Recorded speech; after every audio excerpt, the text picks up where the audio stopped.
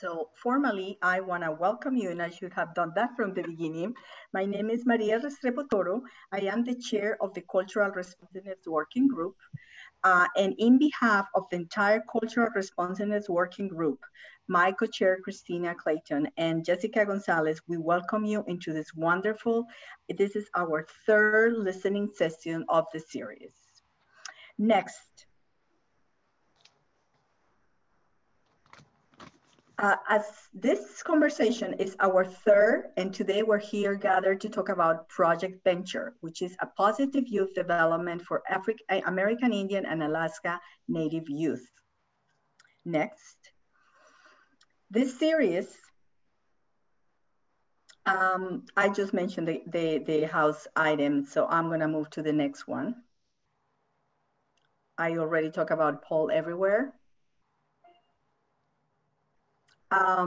The Mental Health TT Network, if this is the first time you join us, this is a very large network. There is a total of 10 mental health TTCs across the nation, plus 2 national mental health TTCs. And our mission for the Mental Health Technology Transfer Center is to accelerate the adoption and implementation of mental health evidence-based practices. We also have a national American Indian and Alaska Native Center and a national Hispanic and Latino center. So please make sure that you check the mental health TTC on your region. If you want more information about this, make sure that you go on the website. Here on the screen, you get to see the fantastic network that we have, and we really invite you to do that. Next. The presentation that we're prepared here today is under agreement from the Substance Abuse Mental Health Services Administration. All the materials that are gonna be appearing in this presentation, except that taken directly from copyright sources and the public domain, may be reproduced or copied without any permission from SAMHSA or the authors. Citation of the source is appreciated. Please do not reproduce or distribute this presentation for a fee without a specific written authorization of our network by the NCO office. At this time, of this presentation, Tom Codier is serving as the SAMHSA Assistant Secretary. So therefore, the opinions that are expressed here on the views of the moderator of the panelists do not reflect any official position of SAMHSA. Okay, next. After the meeting, you're going to receive an evaluation information. It's very important for us for you to complete this information. It's valuable feedback for us and the network, because it's funded by SAMHSA. We need to provide, and this is a very brief survey. It's only 2 minutes long. So please make sure you complete. You can also do that by scanning the code on your phone, or you can just link on the link that you're going to be appearing on the screen. So we are now getting, as I said earlier, this is the third conversation on cultural responsiveness, evidence-based practices, and community-defined practices for mental health. Next, these joint conversations, these conversations, like many other activities on the network, are affirming and using respectful and recovery-oriented language. We hope and we invite you all during this presentation to really use language that's strengths-based, that is inclusive of accepting of many diverse cultures, that's healing-centered and trauma-responsive, and that is respectful, clearly, and understandable. Regarding the series, this is put by the Cultural Responsiveness Working Group. And the aim of this group is to really disseminate and provide training and information about accessing cultural responsive mental health services. Because we recognize the importance of evidence-based practice, we also acknowledge and are very interested in how those evidence-based practice can be adapted for diverse or underserved community. And at the same time, throughout this work, we know that sometimes there are practices that have to be the other way around, and we need to start with the community. In order to be inclusive, we want to hear and learn what the community feels and really build the evidence from the community. So that's what we're here to do today. This is going to be a 90-minute session. and I will tell you at the end of the session the remaining of the sessions that will continue. Next. I think then the goals, I just mentioned briefly this slide for today. Really what we're going to be doing is learning about Project Venture. You are going to be learning the strengths and barriers of the practice and how really the ways that it's important to increase those evidence-based practices. So I'm going to turn it over to Holly, who is going to be actually walking us through the agenda. Holly is actually a colleague of mine. Like myself, we both work in Region 1, and she is a fantastic facilitator. I think, I'm just trying to look here, I'm sorry.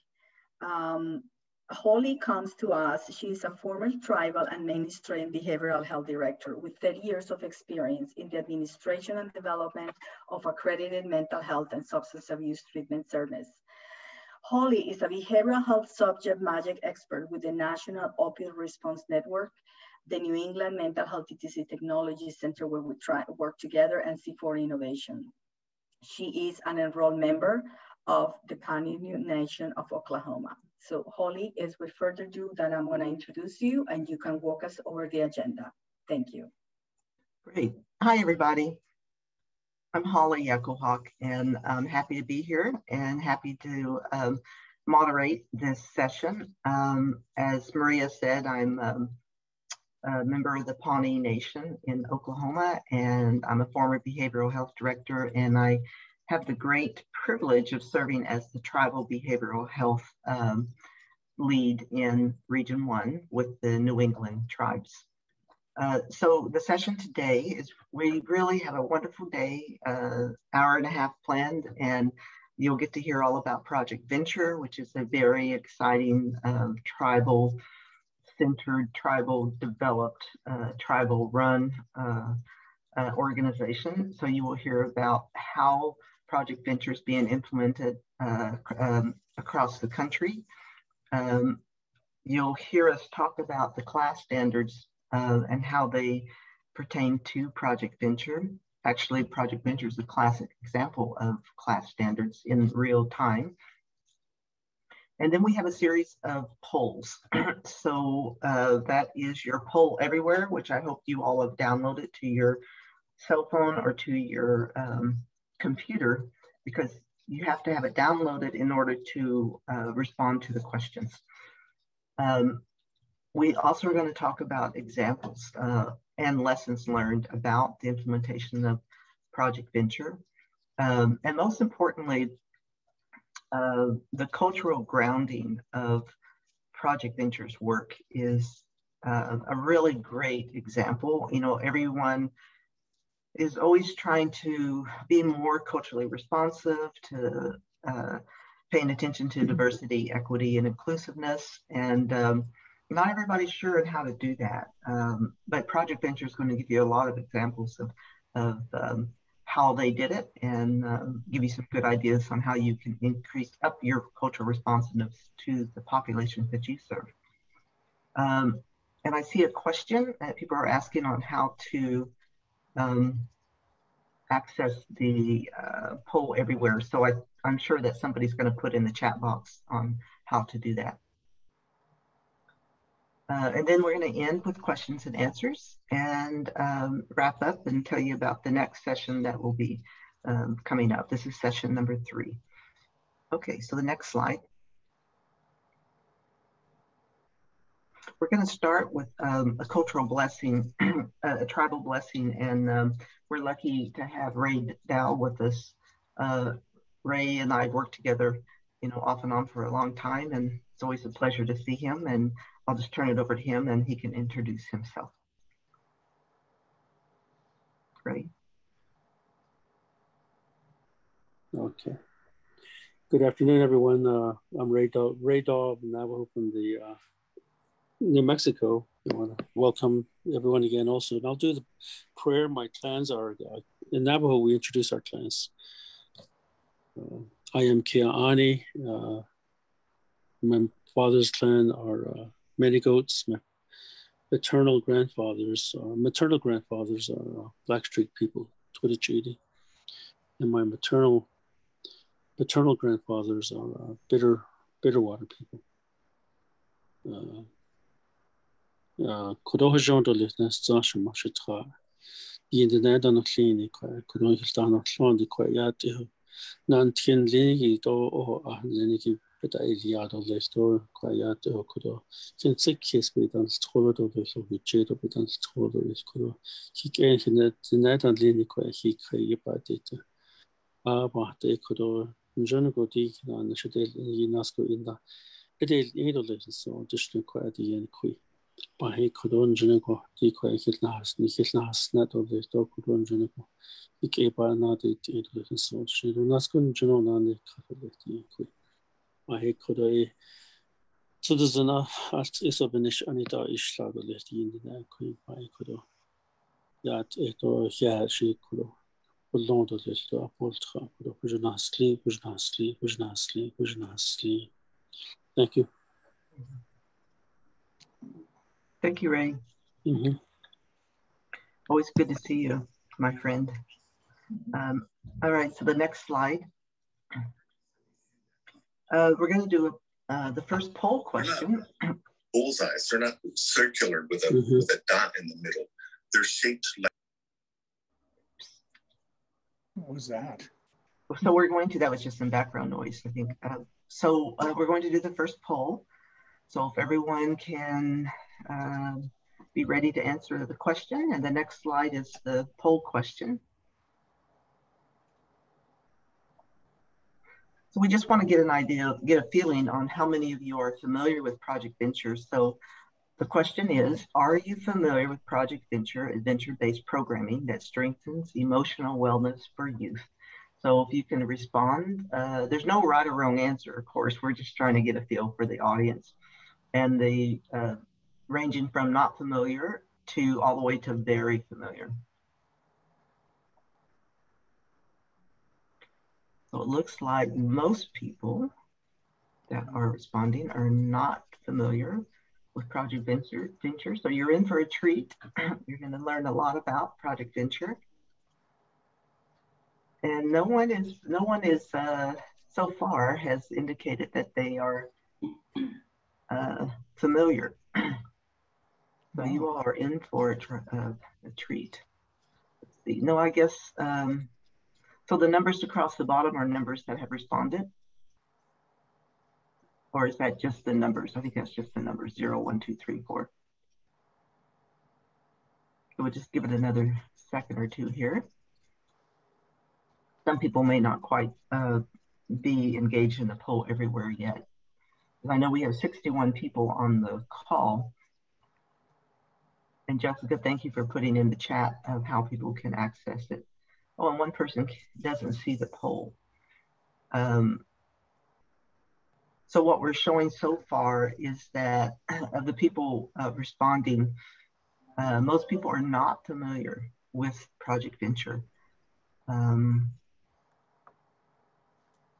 So we're going to have several other polls throughout the presentation. So if you're not connected to the poll everywhere, it's in the chat on how to get connected. And so if you weren't able to respond to this question, don't worry about it. You can join other questions as we go forward. So let's go ahead and move to the next slide. So our panelists this morning from Project Venture, I just wanted to say, I have enormous respect for Project Venture. Project Venture has been, and Matt Hall and Heather Yazzie Campbell are going to tell you all about it. But, you know, I've worked in tribal behavioral health for a long time, many decades, as has Ray and Mac. And it's always been a struggle we know how valuable our approach and our services are. Our communities know that. But in order to receive funding to support our services, we collectively all have to respond to evidence gathering, determination if our approaches are evidence-based worthy, so to speak. And Matt Hall and his team were early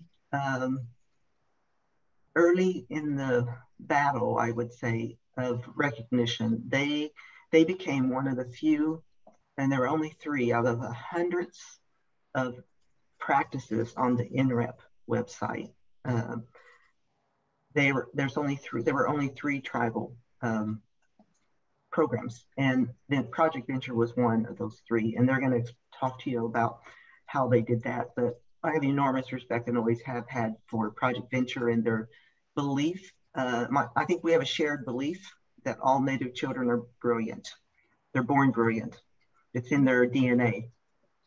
It's the life circumstances around them that squash that brilliance down, and it's programs like Project Venture and the good work that Mac and his team have done. That's an example of how we can lift aside those other burdens to let that natural brilliance of Native children come out. So with that, I'll just turn it over to Mac, and he will introduce himself, and then same with Heather, and then they're going to go through some great information about Project Venture. So Mac. Well, thank you for that background. We were actually the first ones to get the evidence-based status ever, and I don't know if it was how intentional it was, but I really wanted to show that it could be done. That was one thing that we really set out to do. But anyway, my name is Mac Hall. McClellan just calls out for a nickname, so I go by Mac. Anyway, I'm a recovering teacher and principal of some tribal schools, and kind of evolved into the role of formed a nonprofit about 35 years ago, and you'll learn more about the history of Project Venture as we go along here. But I've worked with SAMHSA for a long time. I was on their expert panel on prevention for many years, and part of the Action Alliance on Suicide Prevention for several years, and co-lead of the Task Force on Suicide Prevention. Not that I know anything about that, but I know how to prevent it, I guess. I received a lot of awards. One, interestingly, is the Kurt Hahn Award. Kurt Hahn was the founder of Outward Bound, and his philosophy was, in keeping with what Holly just said, his philosophy was that children are inherently decent and get corrupted as a part of their process of growing up, and so we really have to intervene in that process. And and our cultural ways of doing that were appropriate, but we've lost a lot of that along the way. So we're trying to bring a lot of that back into our work. And I developed Project Venture, and when you see the video, you'll get an idea of what that's about. But I had a dream back in the 70s that I didn't understand, and I filed it away, and I met an elder medicine man in Oklahoma who helped me interpret that dream, and that dream turned into Project Venture. So it's kind of an interesting story how that evolved. And so I'm the founder and CEO of the National Indian Youth Leadership Project, which is the parent organization of Project Venture. So that's my intro. And we'll go to Heather. Heather's one of our, is our lead trainer and curriculum developer and master of many, many things. Awesome, thanks, Mac. Hi, I'm Heather Yazzie Campbell. I'm originally from White River, Arizona. I grew up on the White Mountain Apache Reservation, and I'm White Mountain Apache, and I'm also Navajo. My clans are Tsejish and Totochini. And I've been with the National Indian Youth Leadership Project for about 13 years. Have lived in New Mexico about the same amount of years, and absolutely love my job. I love what I do, working in Native communities and working with Native youth, and just being able to influence and spread this message of Project Venture. And yeah, so I'm really grateful to be here.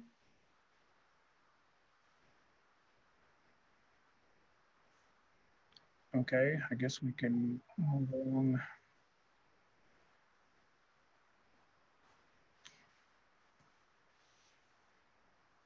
We're just going to show a few slides from a PowerPoint presentation just to give you an overview of what Project Venture really is.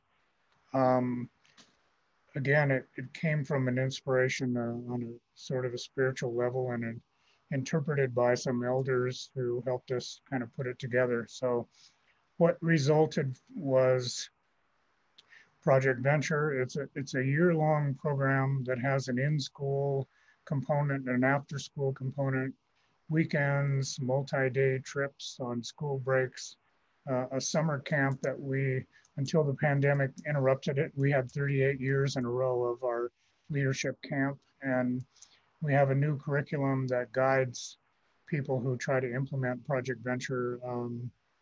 We went many years without a curriculum, and a lot of Native communities don't want to be told how to do it. So we kind of had to work around that, but we decided when we branched out and started doing programs in Canada and Hawaii and other places, we had to come up with a curriculum. So our focus is on mid-school youth, but we have a high school mentoring program that goes along with that, so that when the kids go through Project Venture and they go into high school, they can continue to be involved and become mentors. And we actually have some people on our staff now that are originally in our program from 6th grade on, and now are working full time for us. So, and we have a couple of those on our board as well. So it's a long-term process, keeping these kids involved.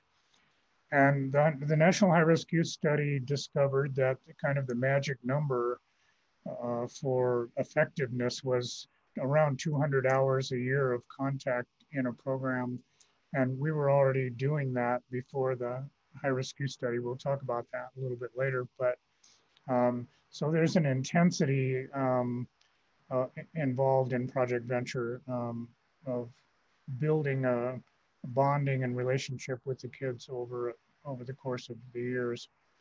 Our focus is really using outdoor adventure as a medium for the work we do. Reconnecting kids to the natural world is magical and culturally appropriate as you can get. We have a culturally based group development process that working with kids, one of the things that the elders have told us about working with kids is you have to stay positive all the time in everything you do with kids, even the most hardcore kids. And we worked with kids in the treatment center, the IHS treatment center in New Mexico, and we got amazing results there with the kids we worked with, because we took them rafting, we took them rock climbing, and they just blossomed and had some of the most amazing testimonials about our work. Another key piece is the service learning part of Project Venture. We sort of reintroduce the ethic of service, which is already there in tribal cultures and has language for it and has many contemporary and traditional examples of how Native communities function with the service ethic, giving back to the community in some way.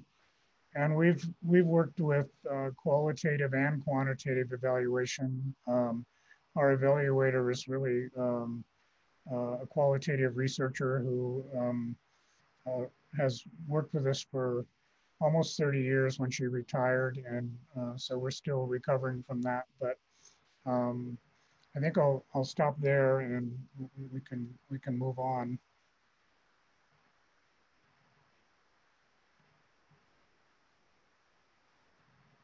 Heather's gonna, Next slide.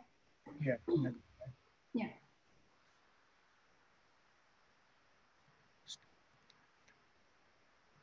So Okay, while the next slide is getting put up, we're gonna do an activity. So with Project Venture, we have a lot of our programming is very interactive. We do a lot of hands-on type of activities. So if you can follow along with me, we're gonna do this activity. So what I want you to do, I want you to keep in mind the word inclusive. and thinking about that word as we do this. And what you're going to do is you're going to identify your index finger. It doesn't matter which hand, the right hand or the left. So you're going to identify your index finger, or as my coworker would say, your picker, your nose picker. And you're going to point that index finger up towards the ceiling. You want to make sure you can see the back of your hand or your nail the entire time. And as you do that, I want you to extend your arm and point to the ceiling and making sure you can see the back of that nail. And on the ceiling, I want you to draw a clock going clockwise, so a circle. So seeing the back of that nail, you're going to draw a circle going to the right, so clockwise. You're going to go starting at 12 o'clock and then go 1 o'clock, 2 o'clock, 3, down to 6 o'clock, and then 9 o'clock, and then back to 12, okay? And remember, always keeping an eye on the back of your hand or the nail of your index finger. So we're gonna do that again, but this time you're gonna continue to draw that clock on the ceiling. So let's go ahead and try that again. So go ahead and go clockwise, draw that clock on the ceiling, and continue that motion, seeing the back of your nail. And as you're doing that, I want you to slowly bring your arm down, continuing to see the back of that nail. And you should be about eye level right now. Okay. Really cool. And then you're going to keep going down, maybe about chin level, and keep going down about to your neck now, and now to your chest. And I want you to take a look and keep doing that motion. Take a look at your index finger. Are you still going the same direction? Your clock should be now at chest level. Are you still going clockwise? Okay. And we can do that again. We'll do it. Let's do it one more time, because even in person when we do this, we always have to do it a couple of times to get. So again, start with your index finger and your arm raised above your head, and you're going to draw that clock going clockwise, so to the right on the ceiling. You can keep that motion. Make sure you can see the back of your hand or your nail. And you're going to slowly bring your arm down, continuing to see the back of your hand or nail. You're going to be about eye level right now, so bring it down. And now maybe about chin level, and then chest level, and keep it there and keep turning. Now take a look. Are you still going clockwise? Now, if you did that correctly, the direction of drawing your clock is now going to the left, so counterclockwise. And we use that in our trainings, we use that in our programming to talk about perspectives. Talk about, as individuals and as human beings, when we come together in a group, as a group of youth or as a group of people wanting to do this program, we all come with our own experiences. We all come with our own beliefs and things that we grew up learning, either from our elders, from our families, from our friends, from our communities. And we want to be inclusive of all of that. Now, with Project Venture, like Mac had said, we want to be positive. And sometimes some of the things we come with aren't so positive. We may come with bad habits, and working with youth. I had been doing that for several years as a teacher to begin with, and then I found Project Venture, and I sort of had to start rethinking about my approach and how I work with youth in a positive way. And for me, it was life-changing. I had to change my behaviors. I'm someone who can be very blunt and very straightforward, and things on a schedule. So I had a lot of learning to do with Project Venture, and it was a good learning, and it was positive. So I came with my own perspectives as well. And when we come with those perspectives, some of them positive, some of them not so positive, we're changing norms. So if we have a group who needs to work on, let's say, manners, you know, just being kind to one another, that's a norm we want to incorporate and notice and encourage being kind to one another. And with Project Venture, we are an outdoor adventure-based program.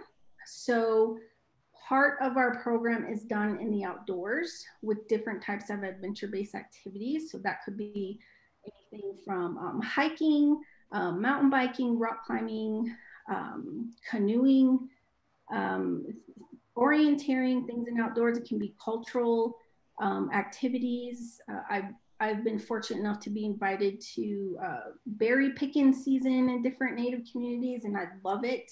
I wish we had more berries in the Southwest.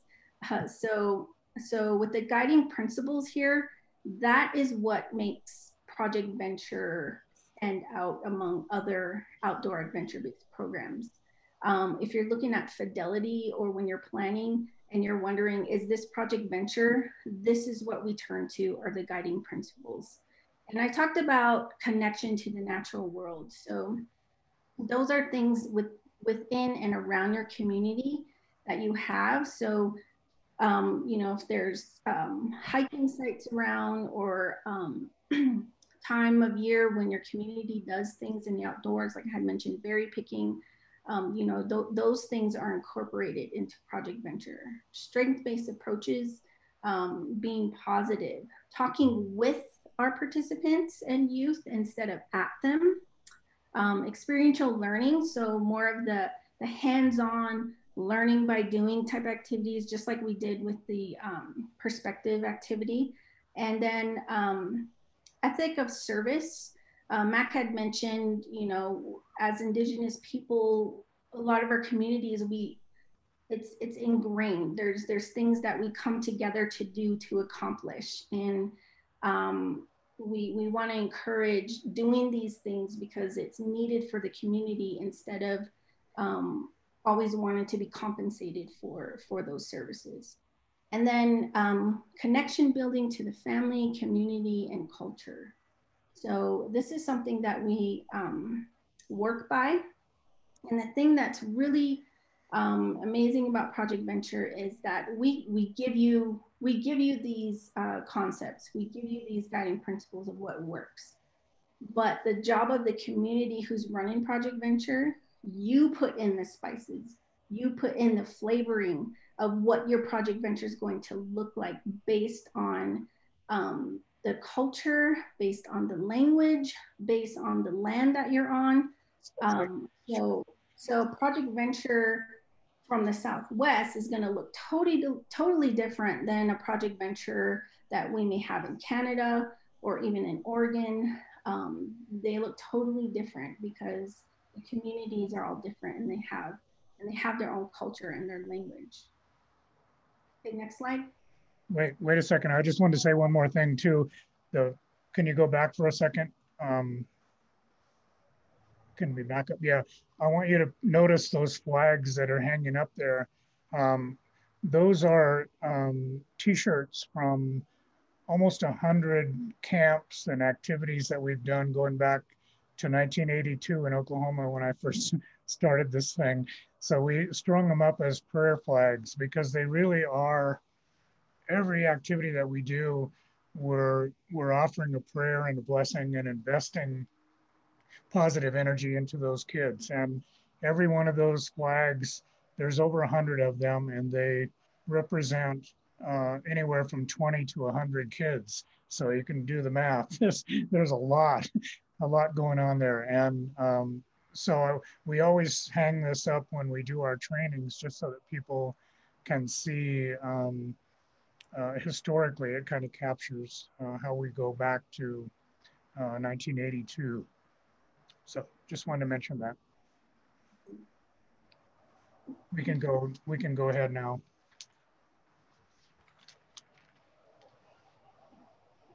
This is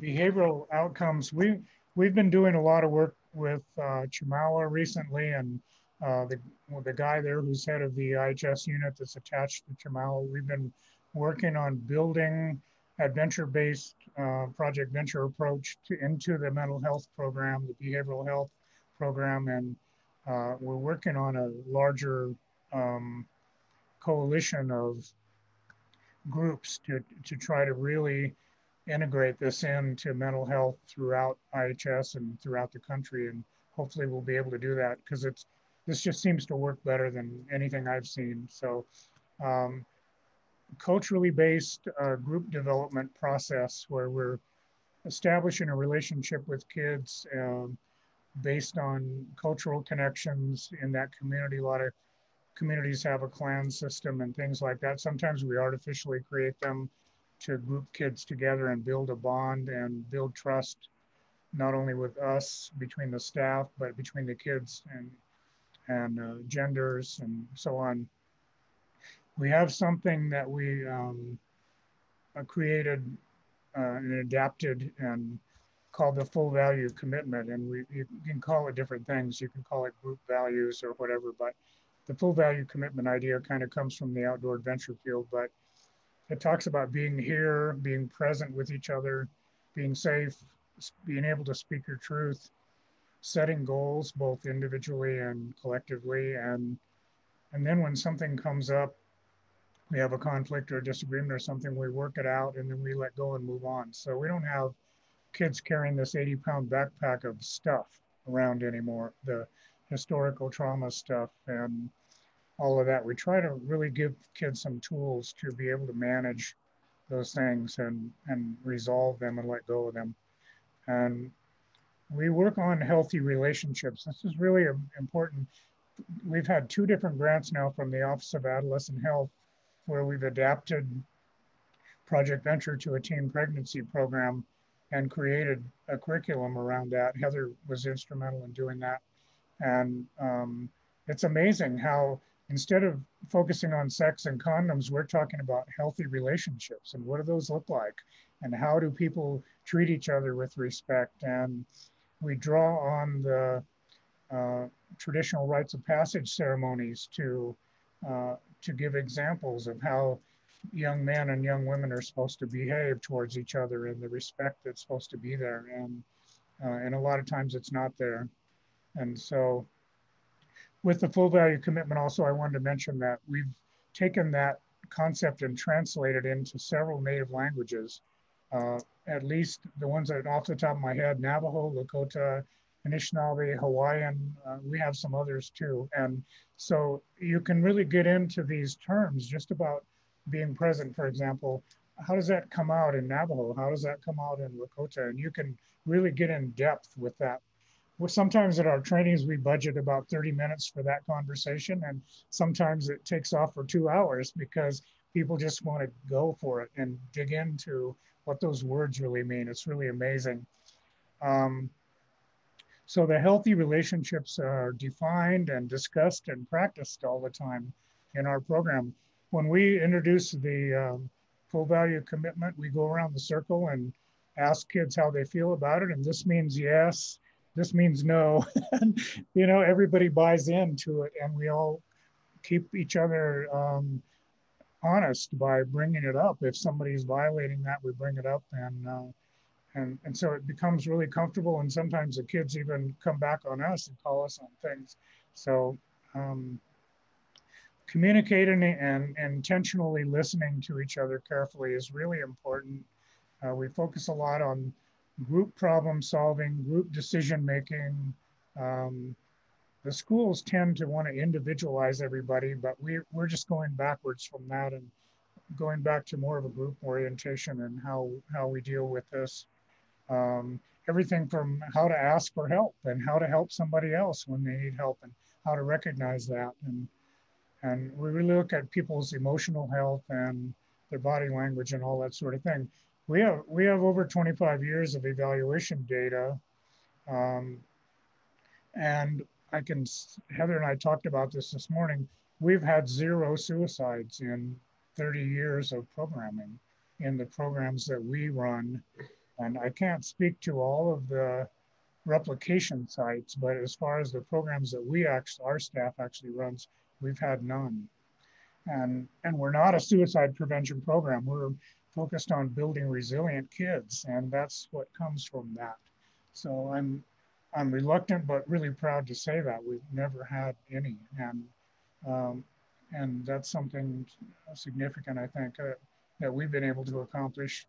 I mentioned that we pull heavily from the traditional teachings from the rites of passage ceremonies on how young people need to develop healthy relationships. And it's all designed to help young people survive and thrive through adolescence and reach the other end and be successful in their lives. So we can go on to the next slide. Yeah, this one is really important. We've learned a lot. We've been doing this for a long time, and Heather mentioned too that we've probably been in 25 or 7 states in the US and 9 provinces in Canada and Hawaii. And we even had a project for a few years in Hungary where they adapted Project Venture to work with gypsy kids and went over and worked with them. They're the most discriminated against group in Europe, and every country has a population. And so that was really cool that they recognized us and brought us over there. But some of the things that we've learned is building capacity to support and sustain a program. That seems to be the most difficult thing for Native communities to do in a lot of cases is how do you sustain programs and keep them going? Once you get something good started, you want to sustain it and you want to keep it going, but it's really hard. And I think part of the difficulty is defining the community. Who are we talking about? Are we talking about the school and the teachers? Are we talking about the mental health people? Are we talking about the tribal leadership? Are they all on the same page? Not very often. It's a real challenge to figure that part out. And so we have some programs in Hawaii that have been going 10 or 12 years, and we have other programs that get all excited and up and running, and 3 years later when the grant runs out, the program goes away. And we've had that happen so many times. And it's all about focusing on capacity and sustainability to keep your program going. And so we really see the importance of culturally appropriate approaches. We really we build the program. We don't go into Pine Ridge and tell people the way, to do it the way we do it in New Mexico. They have to adapt it. And we have Lakota staff up in Pine Ridge, and we're working in 6 schools up there. That's another place where we've had 0 suicides in 5 years in 6 schools that we're working in. And so it has to be adapted to the culture and the language and the traditions of the community. So another really important thing is culturally appropriate evaluation approaches and measures. I know that when we got our high-risk youth demonstration grant in 1990, there were 12 projects funded, Native projects funded. I think we're the only ones that are still around. And part of that problem, some of those have evolved into a different program, but the core of it might be the same. But one of the things that we noticed a lot is that the funder kind of matched up the Native communities with a university-based evaluator or something who didn't really have any cultural competence and knowledge of the community. And that turned out to be a problem. There's probably a lot of reasons why some of those programs are really good, but they're not around anymore. And that's, again, comes back to the need for consistency and sustainability and a long-term vision of where you want to go with your work. And I don't know how to define this, but you must have the right staff. That's a really tough one to define, because you've got people that can work with kids, and you've got some that shouldn't be probably working with kids, and they're coming at it from a deficit point of view, maybe in a negative attitude, and maybe the boarding school mentality that they might have learned in their own education, that authoritative, don't do this, don't do that stuff. We don't do that. We don't go there at all. You have to maintain that positive, and you have to have the passion for the work. I know Heather would probably say the same thing. You can tell in the first 5 minutes of the conversation whether that person's going to work out or not, because if they have that positive attitude, it'll jump out, and if they don't, that will also be obvious. Also, individuals who are staff who like being outside, like you know, sleeping in a tent, on the ground, you know, those types of things, who Yeah. are okay with those things. If you have staff who don't, then you know, it'll be pretty challenging to implement a positive program. One of our early camps, we used to have all of our board members come to camp every year and help out with the program. And one of them kept disappearing several times during the day, one from Oklahoma. And we finally discovered that she was driving into town to use the restroom instead of using the outhouse. She didn't want to do that. So anyway, there's, you know, you have to be willing to get dirty and cold and go through the same thing the kids are going through. One of the things we've learned the hard way is the length of the grants is a really big factor. When we started working in Canada, they funded a whole round of projects and they were only 3 years long. And that's not enough time to really build capacity for the program, get it up and running, get some preliminary evaluation outcomes, and also have somebody focusing on sustainability. What are we going to do after the 3 years runs out? And all of those programs went away because there wasn't enough time. And our funder in Canada has been Public Safety Canada, which is a government agency that includes the police and other agencies. But we convinced them to go to a 5-year model, and that's been much more successful. And almost all of those programs have sustained. And the pandemic kind of messed things up a little bit, but generally all of those programs were on track to sustain after their 5-year grant ran out, because that really was enough time to get it right. Also, coaching and mentoring, we really do that. We take that seriously. We really focus on training. We have a annual training that we do in Albuquerque every year, and we've done the NED training for 6 years in a row now. And once we get involved with the community, I always tell them, you have 24/7 TA for the rest of your life. If you're doing Project Venture, we're going to be available to help you in every way that we can.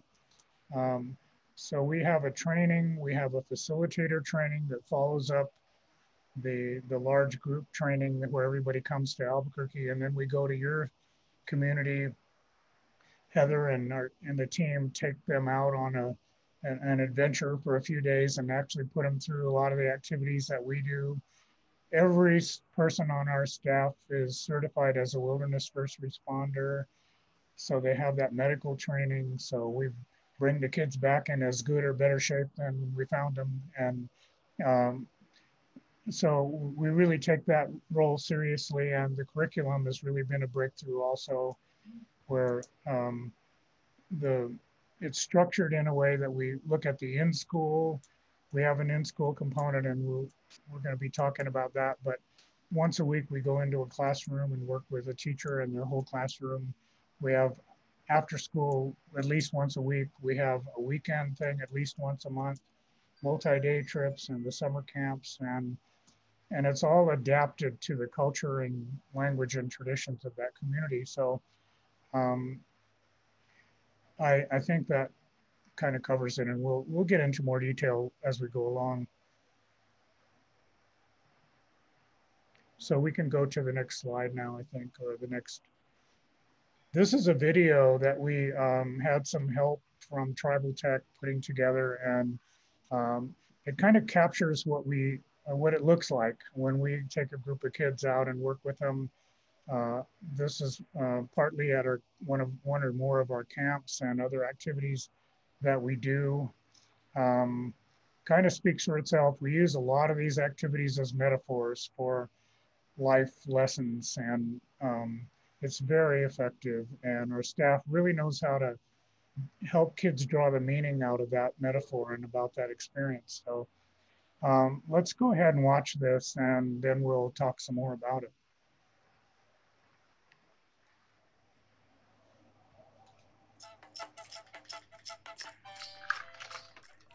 The inspiration for Project Venture came to me in a dream over 40 years ago.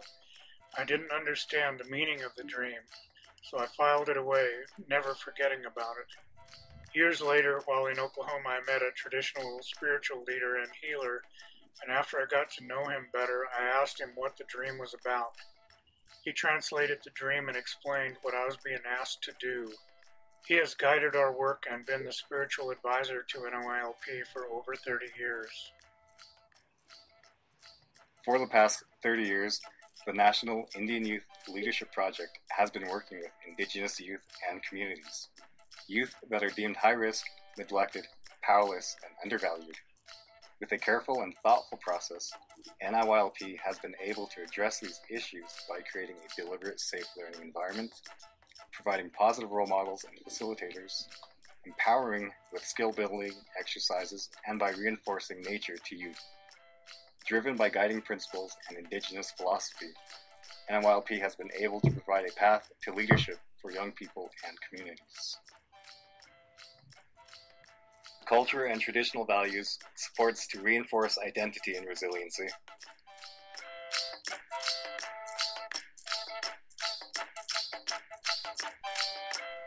Strength-based approach gives youth a chance to increase their intra- and interpersonal skills.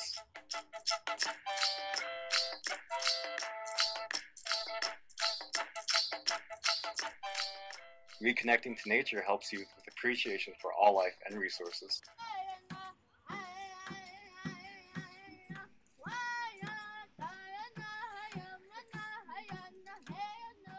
Service learning helps to give youth a sense of responsibility and compassion. Venture education allows us to teach youth about healthy risk-taking. This program and system is unique that it can be implemented in any community and organization. NYLP has the capacity to train and mentor individuals, organizations, communities, and tribal nations.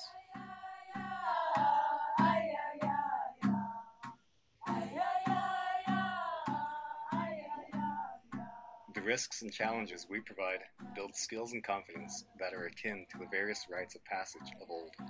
Project Venture is different in a way that we support all aspects of the individual. Doing so helps to create a holistic and healthy community. Raising and empowering these 6 elements of a person are part of what sets this program apart from others. We have the mental, the physical, spiritual, emotional, social, and environmental elements of a person. When these 6 are exercised, it builds a confidence that is characteristic of a leader.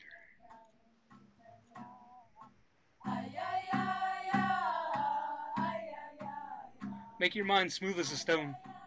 This quote is given to us by the Apache chief Cochise. This perfectly embodies how one can become resilient not only mentally but holistically. Project Venture does this and also builds on existing resiliency through healthy risk-taking and relationship building, outdoor education, and connecting youth to their culture. The National Indian Youth Leadership Project's signature program, Project Venture, has been successfully implemented in various school settings: public, charter, residential, BIE, and alternative schools. Project Venture has also been implemented in community health centers, residential treatment centers, juvenile probation offices, and tribal court systems. Project Venture is implemented across the United States, Canada, and replication sites since 1999, in 24 states, 8 Canadian provinces, and 3 countries. We hope to bring this dream into reality into your home communities.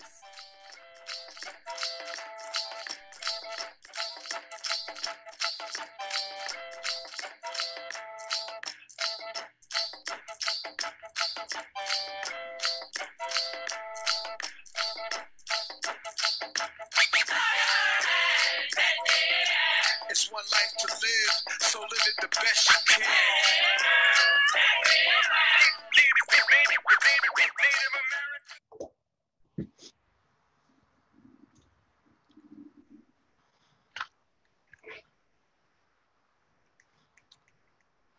so I just wanted to say a few things about that video.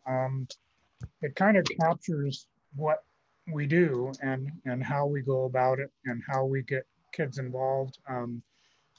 The outdoor adventure piece is really obvious in the video.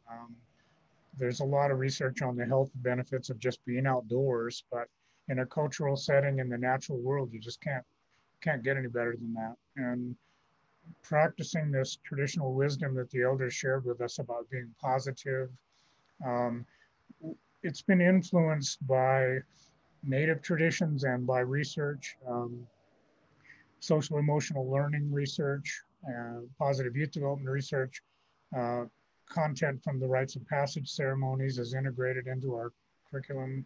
The developmental assets work from the Search Institute has played a role. There's some really interesting resiliency research.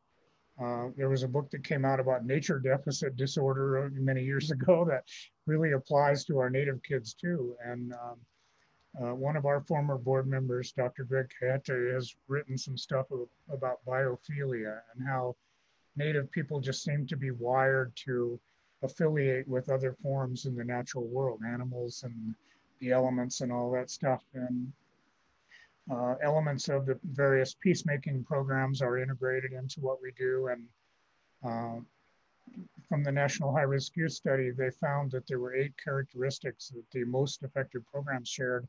And we were the only group that had all 8 of those already in there.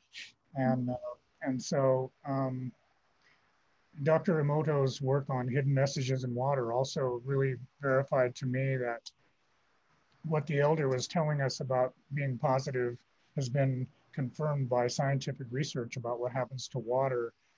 And our bodies are 80% water. And so there it is. That really was an eye opener for us too. So anyway, there's a lot going on there. And that just sort of captures what we do in the outdoor settings, but there's a whole year-round program that goes along with it. And it's a lot of work. It's hard to replicate it in a way. It's difficult and challenging, and you've got to have the right people, but it can be done, and the results are amazing. And we've turned out some really amazing young people who are, their family's going to be really proud of them when they grow up. So.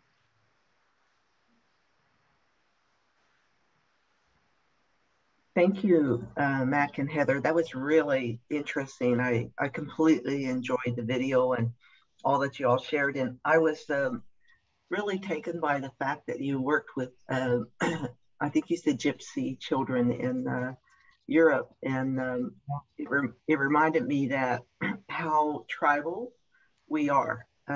People kind of think of tribal with being indigenous native people, but Northern Ireland children, lots of other children are historically come from tribal communities, and had a language that they either retained or lost, and a lot of shared experiences in tribalism, community tribalism. So that was fascinating. And I really also appreciate what you said about building capacity, and your standout work in evaluation is really always impressive.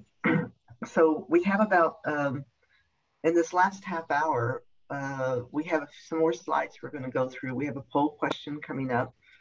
And then we're trying to in another 15 minutes, we want to end with a question and answer session.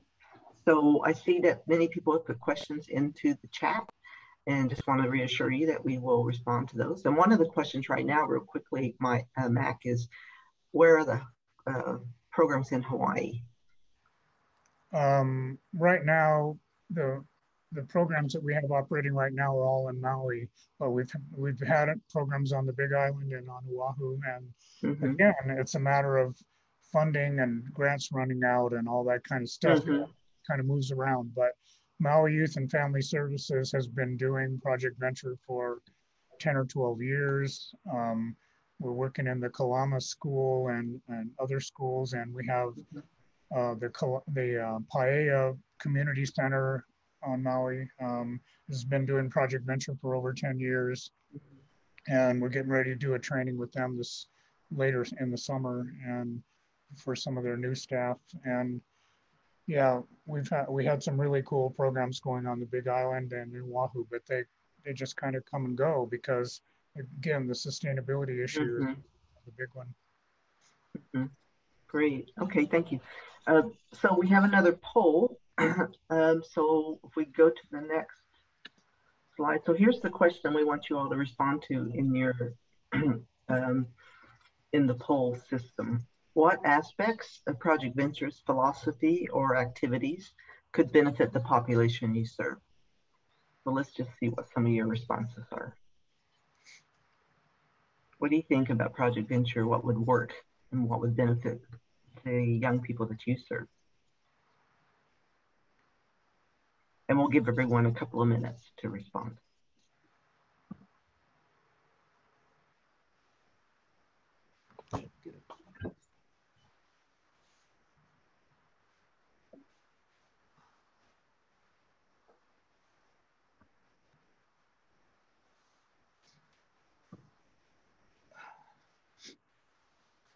So connection to nature and the statement at the beginning that all children are born intelligent, being strength-based, healthy relationships and leadership skills to know who to get along with others that they don't agree with, spirituality, teaching our youth about healthy, emphasis on healthy risk-taking, spreading positivity and keeping the traditions from elders.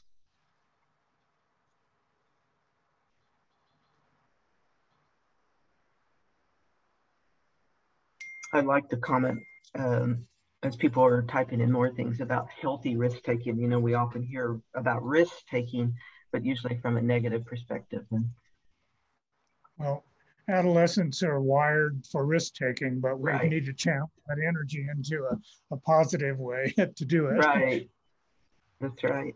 Building on healthy relationships, focusing on nature as a protective factor that has such a high influence on our well-being. Being outside more and connected to nature. You know, the pandemic has been, you know, a pretty tough year and a half for everybody. A lot of people staying inside, but then moving outside. What do you think, Mac? We know a lot of the kids that are coming out of the pandemic are going to need a lot of mental health work and help and support, and we're really trying to gear up with connecting to more behavioral health people that can help us integrate into our program some support stuff for the kids that need it. And I've been doing a little bit of work with the Children's Justice Center at Pine Ridge, and they work with kids that have been sexually abused and otherwise. And we just know that there's a lot of that going on during the pandemic as well, a lot of abuse. And kids are really going to be looking for some help when things get somewhat back to normal. And so we're going to have to take a closer look at that and how we can help support them. Right. And the mental health TTC network is a resource for all your programs all across the country on the mental health part for some ideas and suggestions and support. Somebody typed in spirituality again as an aspect that could benefit the population you serve.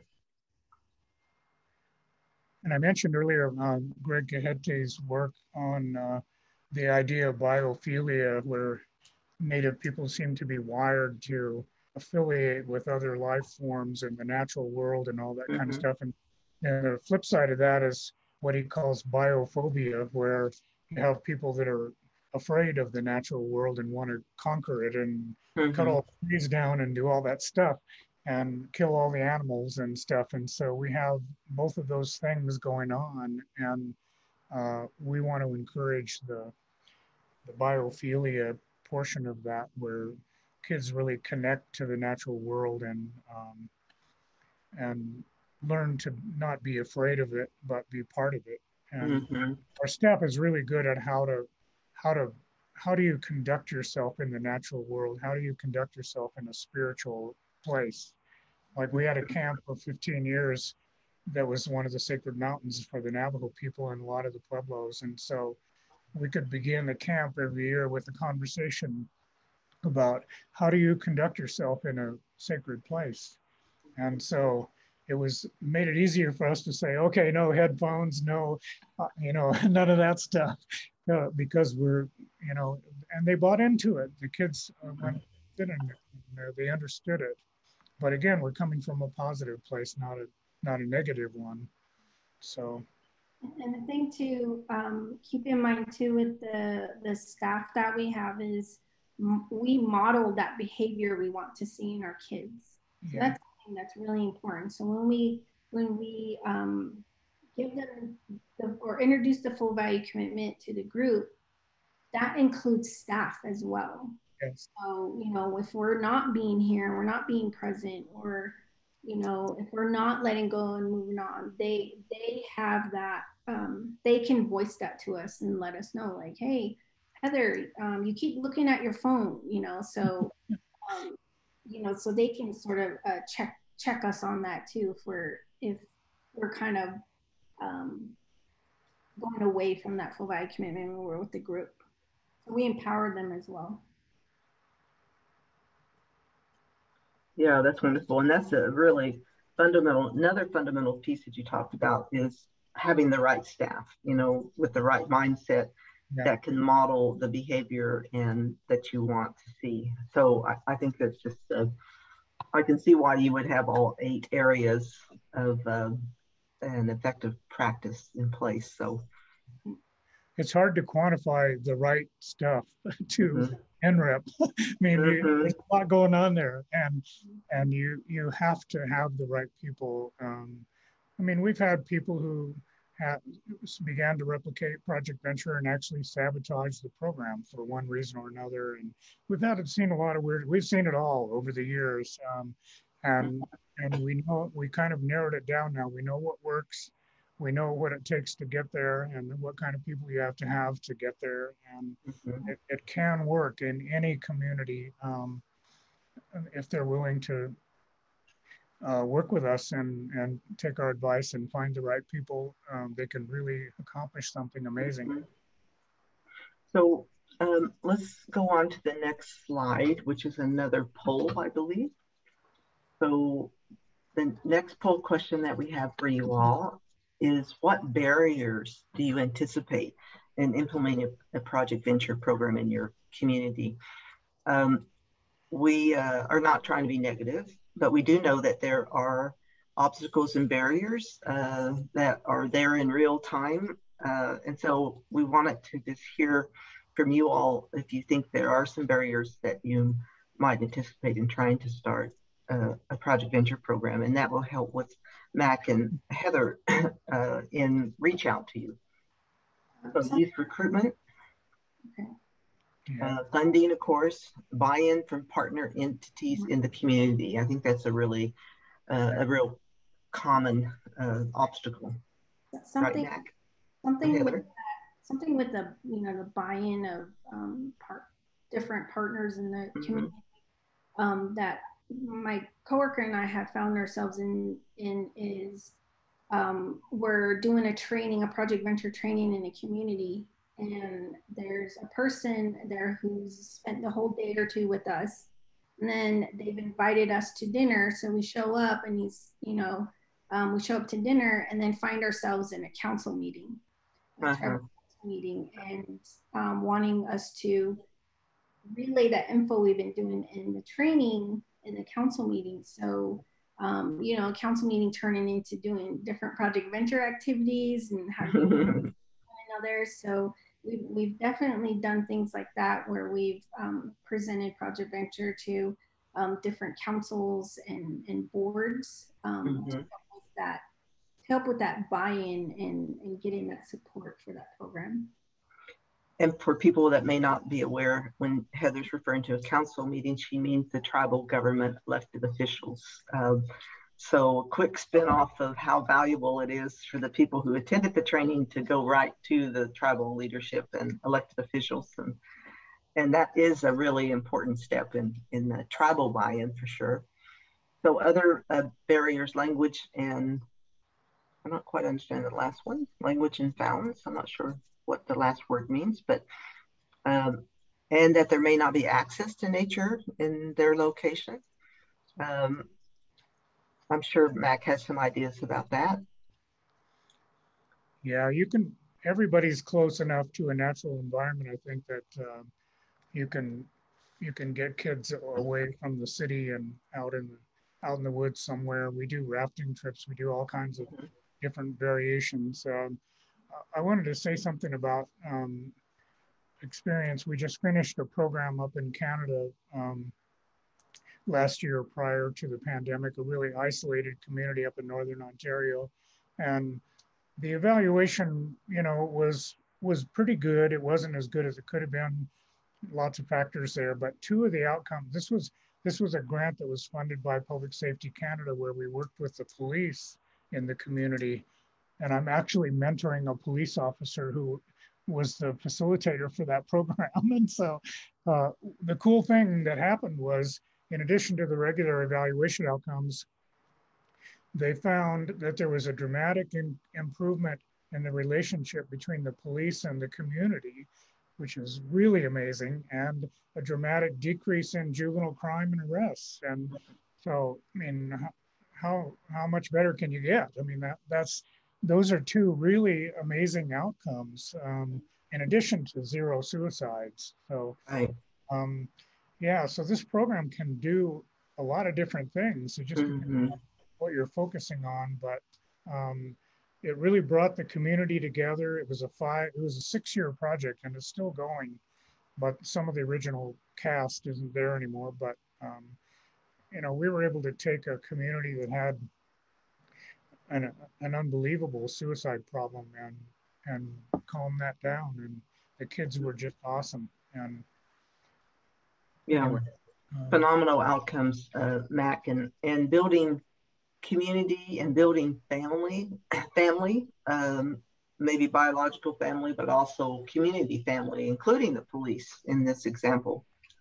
In some of those remote communities, the police are the sort of glue that holds the community together in a way. And that was one of those communities. So it was amazing to me. And there's a really cool video. If you want to just go on YouTube and look up Project Journey Canoe Trip, I think that's what it's called. And there's a video there of the culminating event. Instead of doing a camp up there, we did a multi-day canoe trip, and the kids and elders and police officers all went on the trip. It's just amazing to watch. That's wonderful. Yeah.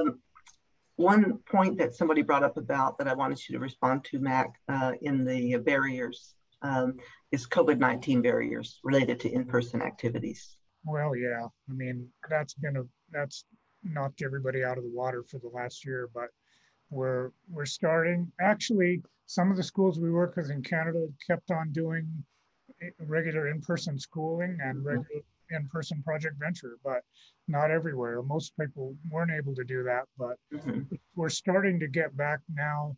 Heather and a lot of our staff are doing virtual stuff with kids in a lot of schools, and we're actually planning to do a camp again this summer at the end if we can find a way to do it. We're going to in-person camp. And then keeping our fingers crossed we can do it. The other, thank you, Heather, for putting there's the YouTube video address for that. Yeah, it's in the chat, the video that you're talking about. Yeah, I put the YouTube video on. Excellent.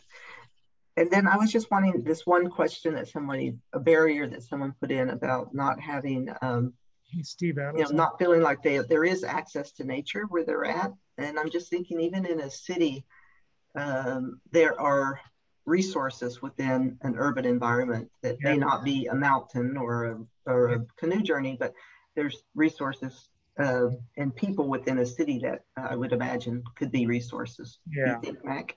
We can help you find ways to. We've had urban programs before, and we've figured out ways to do things, and we can help with that. Okay, perfect. Well, thank you everybody for responding and about the barriers. Let's go on to the next slide. We only have a few more slides left, and then we want to some open questions. Community-defined evidence and community-defined practice. One of the pieces of important elements of sustainable success that Mac and Heather have been talking about is their ability to evaluate the effectiveness of their work. And even though the MHTTC in language focuses on evidence-based practice, we just want to remind everybody, and this was discussed in session 1, remember this is session 3 now, about community-defined evidence, and sometimes known as practice-based evidence, the flip of the initials of EBP. Very important work that is community-driven, culture-driven practices. And this is the chart that you all, if you were in the first session of this series, it's a graphic of community-defined evidence that basically is community-driven practices and identifying elements of often culture that support, or not just support, serve as the foundation of the work, like in Project Venture. So we don't have to go through all of this, but we just wanted to remind you all that there is a companion to evidence-based practice. There's evidence-based practice, which are primarily not culture-driven, with the exception of Mac's program, which is one of the few that was in the NREP, the first in tribal program in NREP. But there is evidence-based practice. There's also cultural adaptation of evidence-based practices. And then there are community-defined or evidence or practice-based evidence. It's kind of, they're the same. So we just wanted to remind you all, in the first session, there was discussion about community-defined evidence, and just want to remind you that there are alternatives that are effective, and community-driven, community buy-in is the foundational piece of community-defined evidence. Okay, so let's go on to the next slide, which, ta-da, one more poll. This is our last poll question. So as all you all have listened to this wonderful story of Project Venture and their success and how widespread they are, and I know you're interested in Project Venture, so what do you need to start and sustain Project Venture programming, evidence-based programming? So if you can just type into your phone or your computer and give us some ideas of what you think you would need to start and sustain Project Venture programming in your community.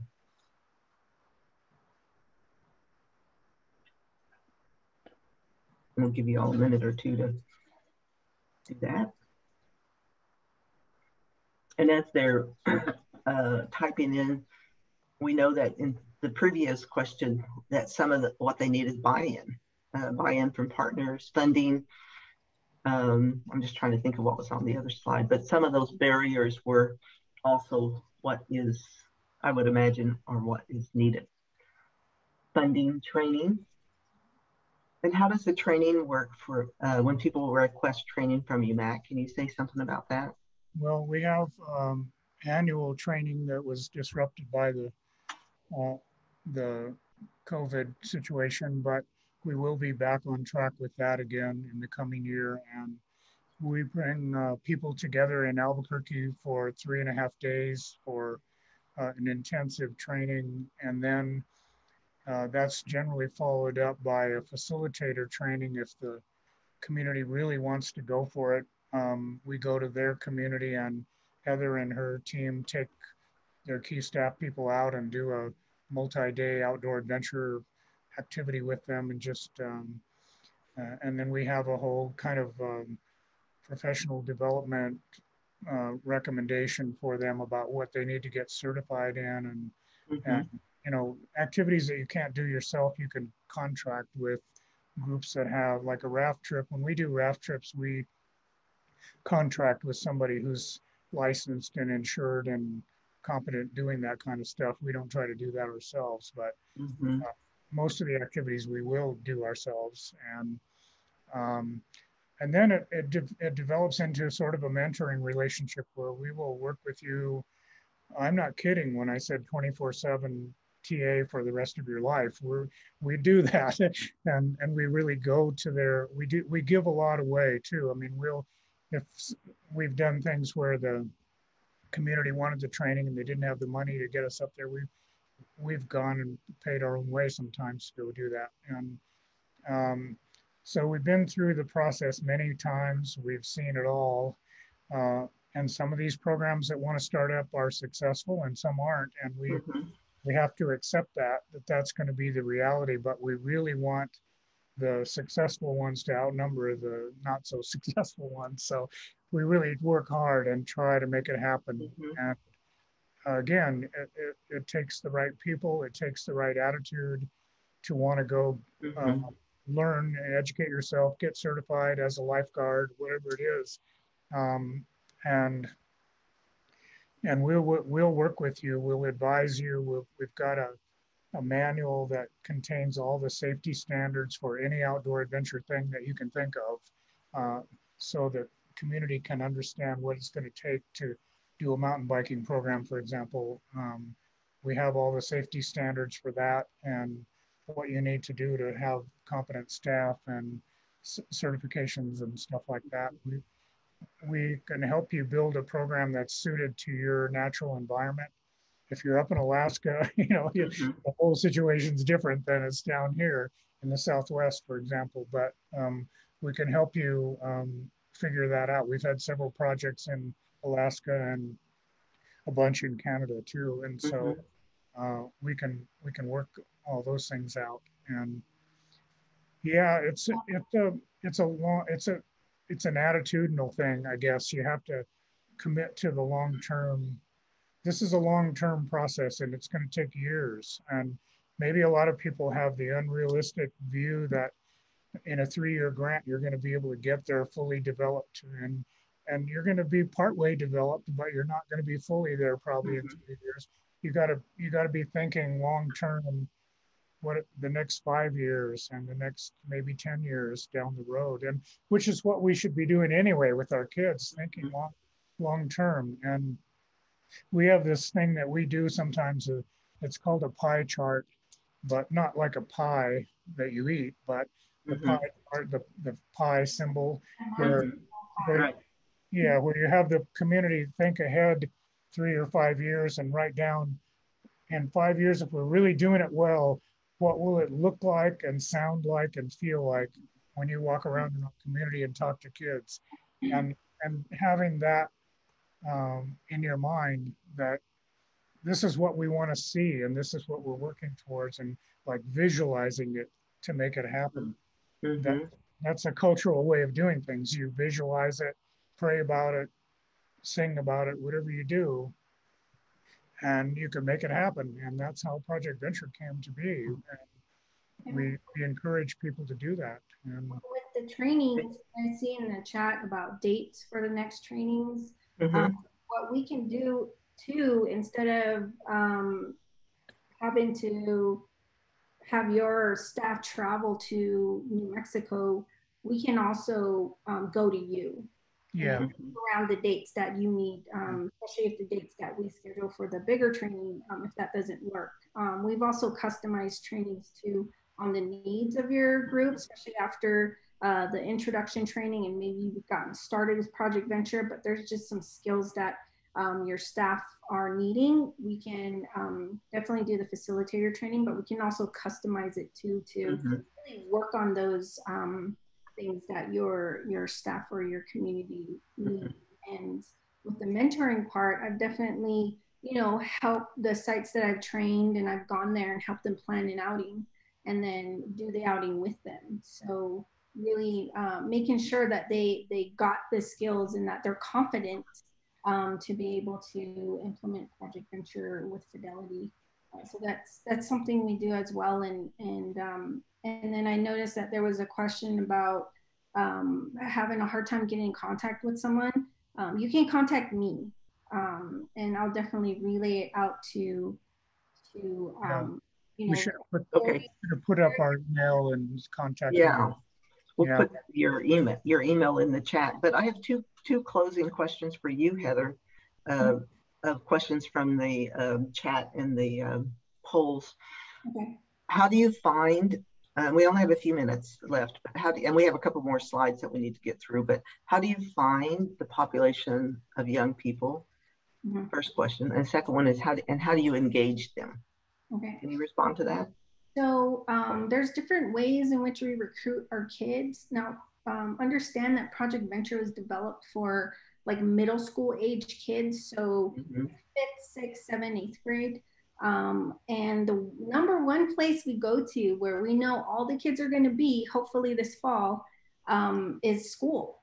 So we identify, a community identifies a school that they can work with, then get in contact with the administration, ask them, let them know about Project Venture. You may have to present to school board. We've definitely done that before to get buy-in. And we also have been a part of teacher in service and have done Project Venture activities with them to let them know who we are, what we're doing there, and working with the students there. And then once we get that, and the administration is on board, we identify a teacher who's willing to work with us. And that's where our in-school component comes in.